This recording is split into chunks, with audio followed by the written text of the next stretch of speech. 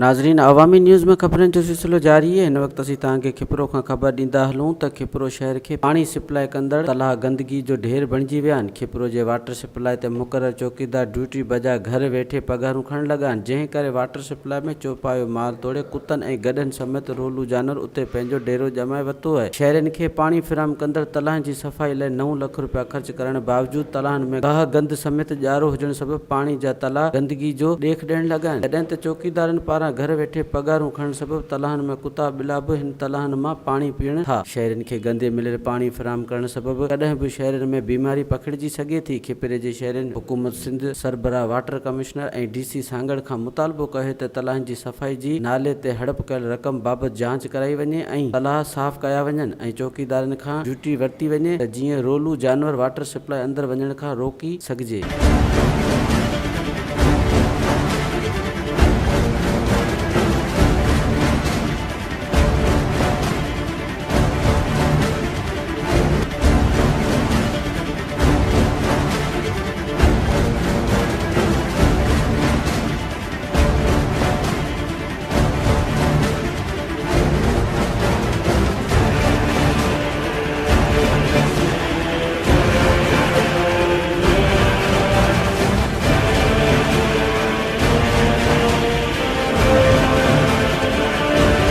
अच्छे गंदगी है वगैरह है, पोयां जाम गंद असांखे पीअण में कुछ ईंदी है, पोयां साइड आहिनि पासे आहे। हाँ, बाक़ी पोयां आहे बोला कि फिल्टर कंदा अलाए न केॾी महिल अचे थो पाणी केॾी महिल कोन अचे। वधीक ख़बरनि ऐं तफ़सील लाइ विज़िट कयो अवामी news Facebook page, YouTube page ऐं अवामी न्यूज़ वेबसाइट।